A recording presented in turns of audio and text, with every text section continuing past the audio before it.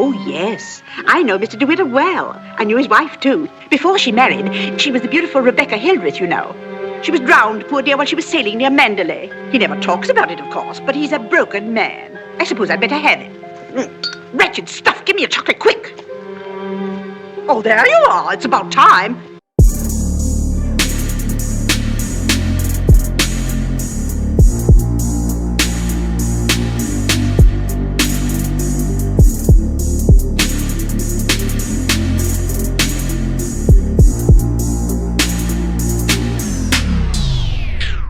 If you love listening to this show, please consider giving a rating and a review on Amazon Alexa or wherever you listen.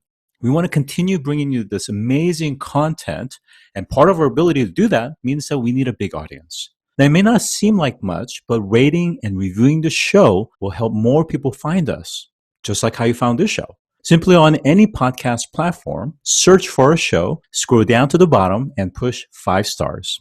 It's that easy. Thanks for supporting the show.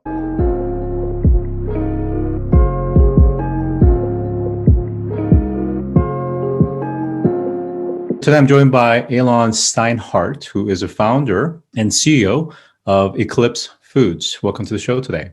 Hey, thanks for having me on.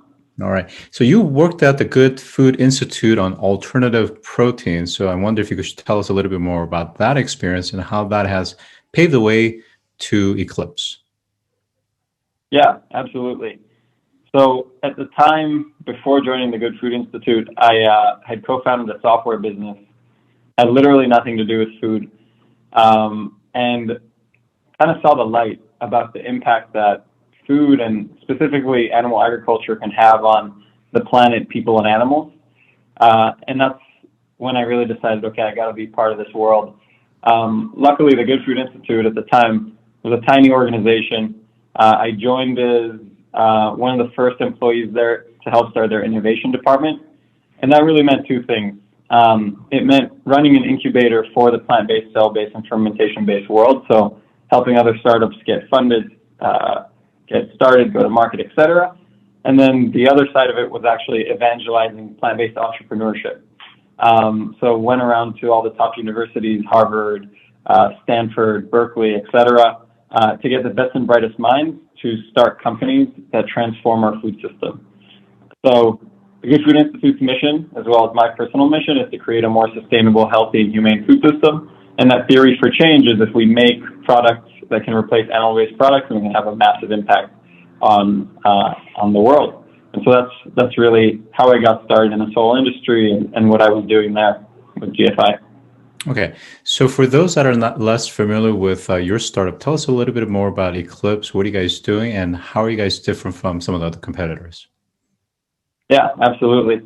So Eclipse has been called in the press the Beyond Meat or Impossible Foods of dairy, which we kind of like because it's fun. And it's also, we think, is an apt name because what we're doing is we make plant-based dairy products that are indistinguishable from their animal counterparts in taste, texture, and functionality. So the first thing that we're doing very different is that whereas almost all dairy products out there are a good substitute, right? Like a cashew milk or an oat ice cream or a soy cheese. Those things are substitutes in the same way that a black bean burger is a substitute to a beef burger. But what Beyond Impossible did in burgers is they said, hey, let's not focus on a hero ingredient. Let's actually make a product that is a true replacement, that a mainstream consumer, a flexitarian, would happily say, today I feel like having a burger, and they'll have an Impossible or Beyond burger. And so we said, hey, that doesn't exist in dairy. Let's do the exact same thing. So we've created the first ever plant-based dairy product, and starting with an ice cream that you go and you say, I feel like having ice cream today. Not I feel like having gelato, I feel like having a cold coconut treat. So I feel like having creamy, delicious, indulgent dairy ice cream. Cool, I'll pick up a pint of Eclipse and there will be no sacrifice. So, when we think about dairy products, it's a pretty wide spectrum of products that are out there, ranging from milk, yogurt, cheese to, ice cream, like you said. So, I wonder, how do you actually start to, productize? I know you guys are starting with ice cream, but start to expand and all those characteristics and functionalities that you're referring to and develop this over time so that it can, in fact, be a true replacement for the original dairy product? Yeah, it's a great question. So it all comes back to the technology behind Eclipse. So I'll first tell you me and my co-founder's background in general. We talked a little bit about me. I was at the Good Food Institute. Before that, I started a software company. And so I come more from the business side and advocacy side of this. My co-founder is really the science and the culinary talent behind this. So Thomas Bowman, he was the director of product development at Hampton Creek, Just, where he created the Just Mayos, the cookies, oversaw the team of the Just Egg. And then before that, he was a chef. So he chefed or staged at a total of 16 Michelin stars around the globe, twice nominated James Beard Rising Star Chef, names that got 30 under 30, and always he was working in molecular gastronomy. So how do we make science do things with food that we never anticipated the food to be able to do? So when we established the problem, we said there are no dairy replacements. Thomas and I sat down, and I kind of came up with the concept, and Thomas said, hold on, I have a really good idea. Let's make the first ever plant-based milk that functions like a true dairy milk. And that would be the key for creating cheese like cheese is made, ice cream like ice cream is made, whipped cream like whipped cream is made, and, like you said, a tremendous amount of different products. But the key to all of that is the secret sauce, which is literally the secret sauce. And so that's exactly what we did. Is we created that milk, and then we use that milk to make these dairy products. And so in dairy, the process for creating the end product has a tremendous impact on the taste, texture, and functionality. And so that's how we're able to, of course, start with ice cream, but go into all these different categories. And if you want, I can talk about why we started with ice cream when we really kind of already have this sauce that would allow us to make basically anything. Mm-hmm. Yeah, I think we're going to get into that in just a second, because I definitely want to dig in a little bit more. But, when I think about companies like Turtle Tree Labs out of Singapore, for example, and they're also, of course, trying to get into more of the lab-based milk, including bovine, but also, human milk as well. How do you kind of juxtapose yourself to other competitors like that? Yeah, absolutely. So first and foremost, Eclipse is 100% plant-based. Non-GMO, made in a kitchen, not in a lab. We don't have anything against labs, and as my work shows in the Good Food Institute, I've worked a lot with different types of future of food sort of things, and I think that there's solutions everywhere that should come together. Eclipse specifically, we are focused on taking the most efficient machines on the planet, which are plants, because they literally turn sunlight, which is a pretty abundant resource, and water, which falls out of the sky, into calories. So plants are kind of the best. And if we can get plants to do exactly what we want, and here we're talking about making products that have the taste and texture of other products and functionality of other products, if we can use plants to do that, we believe that's the most efficient way to do it. And so we're doing exactly that. And so we're able to, unlike a lot of the kind of more biotech-based companies, like as a plant-based company that uses food science and culinary and some engineering as well to make our products, what we're able to do is really take things that can scale quickly. So our supply chain it's plants. And so the supply chain for plants is pretty readily available. And so we're able to increase our scale with the demand that we're seeing now and which we know we'll see in the future, much quicker from a supply chain perspective and also from a production perspective. Because as I said before, with our milk functioning like dairy milk, we actually run all our products on dairy lines, which is actually very, very different than many other companies. We don't have to use custom equipment or like new invented processing techniques. Like the techniques can all be implemented within the dairy line. So our ability to scale up production, which is obviously huge for creating a product that has to compete with conventional dairy, which is extremely cheap and subsidized.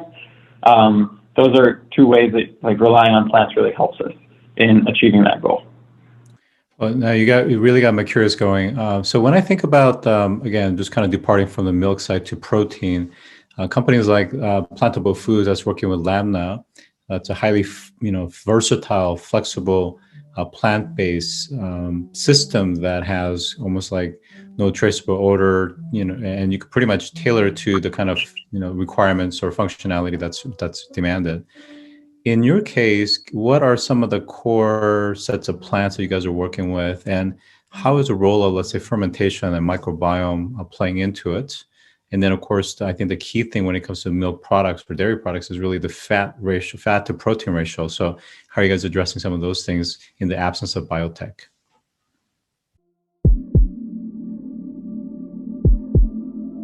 You may also like our quarterly Astor Perkins event that brings some of the most notable experts and category leading startups in their area of sustainability and human survival on Earth and in space.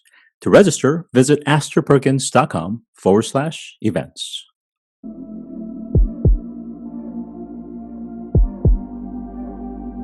Yeah, absolutely. So the blend of plants that we use, it's a proprietary blend of plants, but obviously I can talk about it high level. We have potato, cassava, and corn, and those, again, all those are non-GMO. But the wild thing is you would never think that those plants would come together to create incredibly creamy ice cream or incredibly indulgent cheese. And the way that we've really achieved that, to your point, it's all about fat. And so basically taking a step under the hood with our technology is that the fat system is an emulsion, right?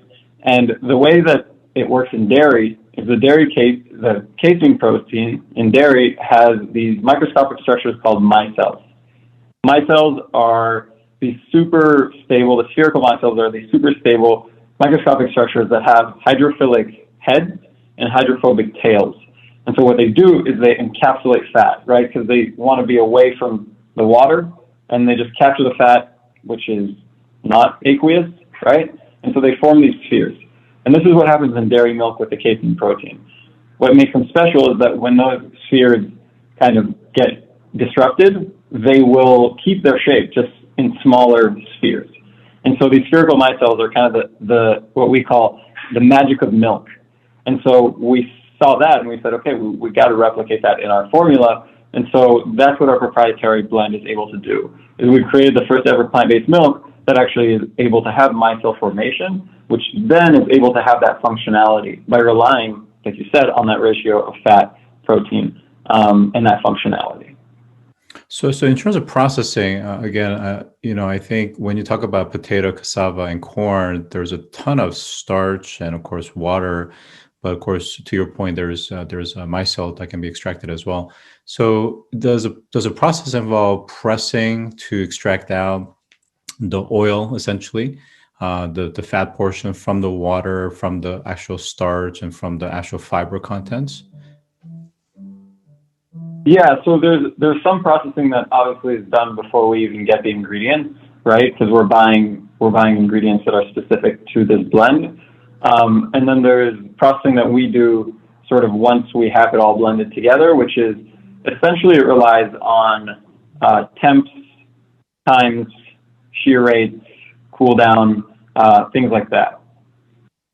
Got it. So it's really a lot of the methods, the patent methods is around the processes. But I wonder, is there any role of microbiomes in this process? Yeah, we ferment certain products. Obviously, like yogurt and things like that are fermented. Cheese. I mean, that's the beauty, right? It's like we make cheese with traditional myoflora, like French cheese cultures. So there's absolutely a fermentation process in that. We're hitting the upper bounds of my food science knowledge. So I don't know exactly every single culture, exactly like how it's used, but there's absolutely like a fermentation process as well for the products that are naturally fermented dairy products. Gotcha. Now, as part of your process, when you're blending it in a certain unique way and so many times at a certain temperature, does that mean that the fat and the protein agents are binded in a certain structure so that it retains that structure? So even if it's in a derivative form like ice cream, nothing breaks down. There isn't a separation or decomposition or something like that. So what I will say is that in general, like the shelf life and the decomposition is something that we keep a really close eye on. And luckily with products like ice cream and ice cream mix and things like that, we have the freezer as our friend. But it's definitely an ever evolving sort of process to make sure that the product is as good when it comes off the press as it is when the consumer picks it up. So I know that in the beginning you talked about how milk is kind of the basis for everything else, right, in terms of derivative products. But I wonder, when it comes to things like cheese, and there's just such a wide spectrum of cheese with different characteristics and functionality, to what extent can something like this potentially mimic or replace the kinds of cheese that are out there, given the fact that some of the cheese may be potentially months, if not even years, age? And in that process, how could this particular molecular makeup potentially deteriorate or change, or form things way that maybe you didn't anticipate, for example? Yeah, no, it's a very good question. We're in business 2.5 years now. So to your point, there are cheeses that have to age longer than our company has existed. So to tell you that I know for every single cheese, do we have the solution? The answer is not quite, because we need to exist longer in order to just test those cheeses. I think when we look at what are the biggest sellers, right? Like what is really going to move the needle in terms of accomplishing our mission, which is, I've stated it as my personal mission, but it's also Eclipse's mission, is to create a more sustainable, healthy, and humane world. I think the way that we do that most quickly is by bringing the products that are most often consumed. And the products that are most often consumed, I think it's not a surprise that they're also the ones that don't require years and years of aging, except for Parmesan, which I don't know if you followed that saga, but it's interesting that Parmesan had a standard of identity that was very long for aging, and then basically Kraft said, hey, this doesn't make much business sense. We're going to just change the standard of identity to much shorter. So, but even Parmesan is not the top consumed cheese. It's mozzarella, cheddar, American, everything you'd expect. That's it's a bit, I would say, easier to produce than some of the more complex cheeses, I would say. So in that regard, we're focusing most of our attention on making sure that we can do those. And then some of the fancier things we'll play around with more for fun in the future. Okay. So I want to switch gears again. As much as I want to go deeper into science, I'll try to curtail that. But let's talk a little bit about distribution. So clearly there's already going to be a huge market for this. And I think we've seen veganism, and of course, even, you mentioned flexitarians, but also vegetarians like myself, tends to want these kind of substitutes that are not really great substitutes, right?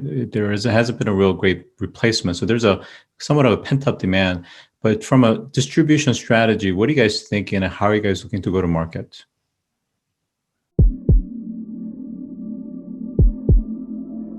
Don't forget to visit astroperkins.com to register for our next quarterly events. Past and current speakers include Julianne Hough, actress, dancer, and winner of Dancing with the Stars; Damian Vaughn, former NFL player; Neil Gregory, Chief Thought Leadership Officer at the IFC World Bank; and many more. To register, visit astroperkins.com and click on Events.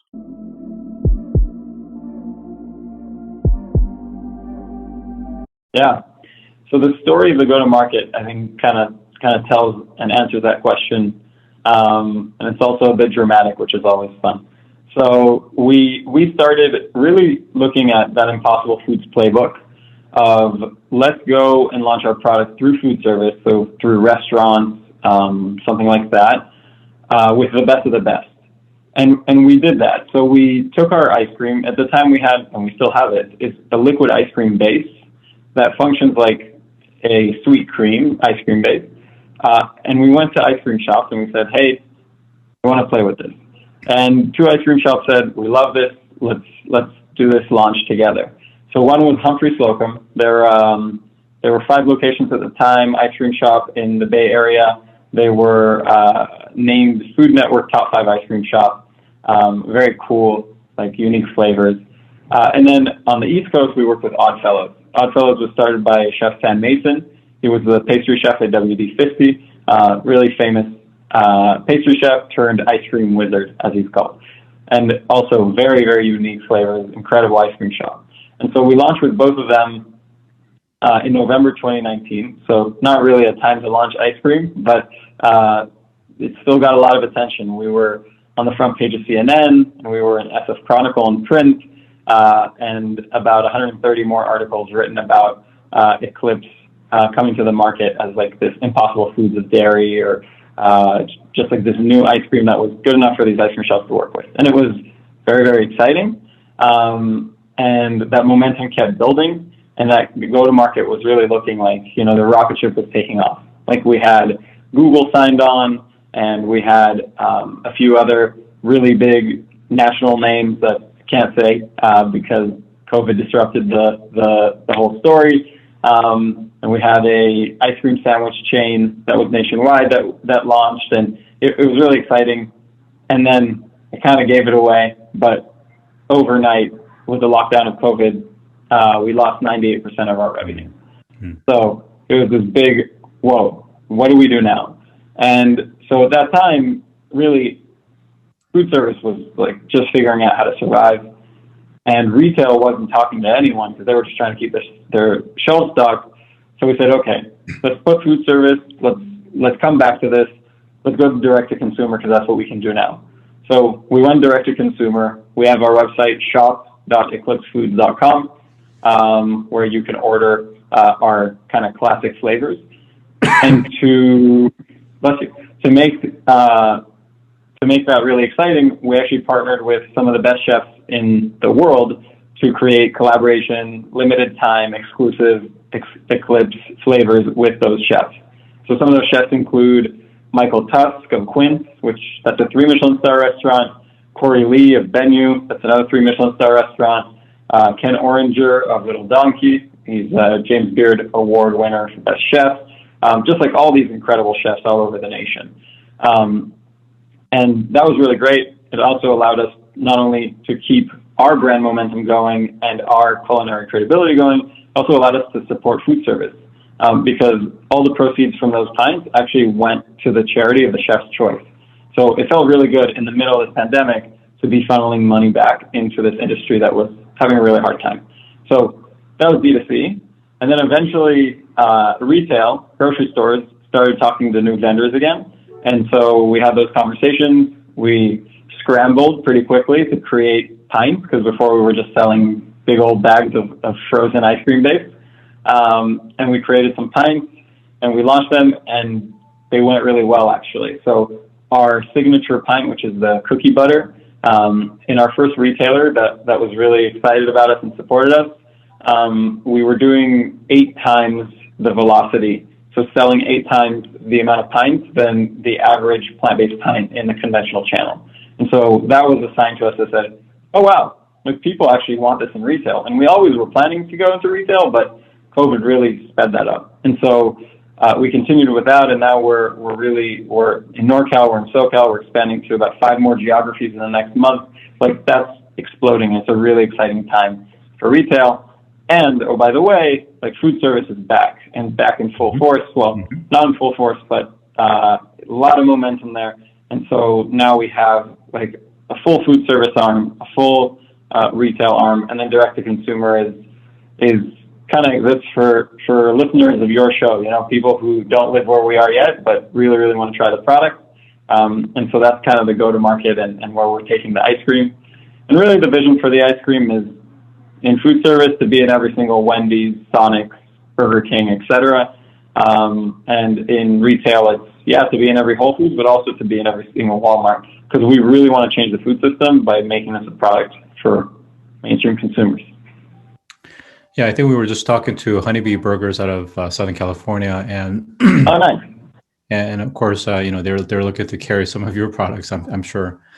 For the time that we have, I want to ask a slightly different set of questions, which is around the dairy industry. So much like we've seen with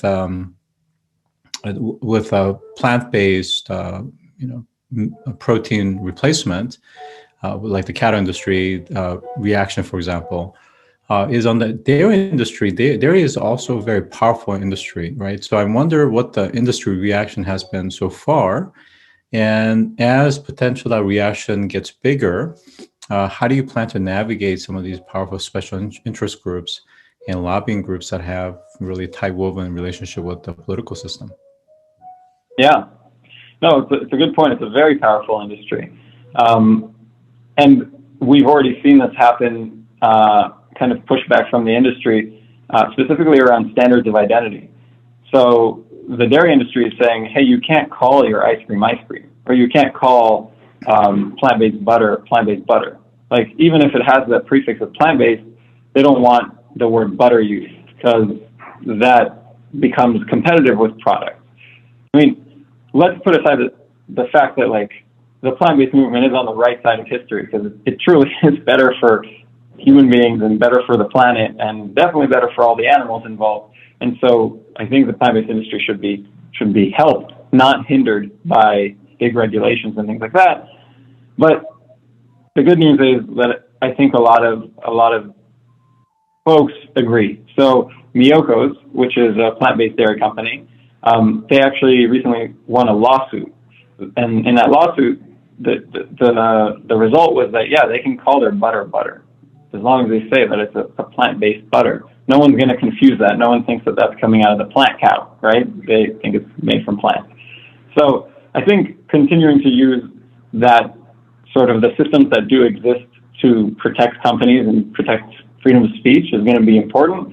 But I think at the same time, there's also an aspect of the inevitability of plant-based, and the dairy industry, yes, it's going to push back hard, but the fact is that when something better comes along, like, people end up switching, right?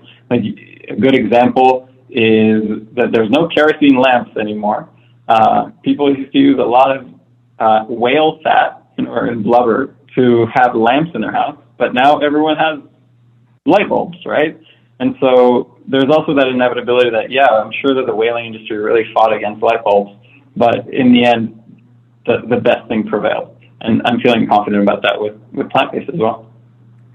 Well, I know personally, I'm looking forward to going to Honeybee Burgers when all of us start traveling more actively and sinking into a plant-based hamburger along with your ice cream. So with that, I've been joined by Aylon Steinhart, who is the CEO of Eclipse Foods. Thanks for joining today. Thank you so much, Scott. It's so fun. If you've enjoyed this episode, take a moment to rate our show on any podcast platform that you listen to. Scroll down to the bottom and push 5 stars. It's that easy. And as always, thanks for listening.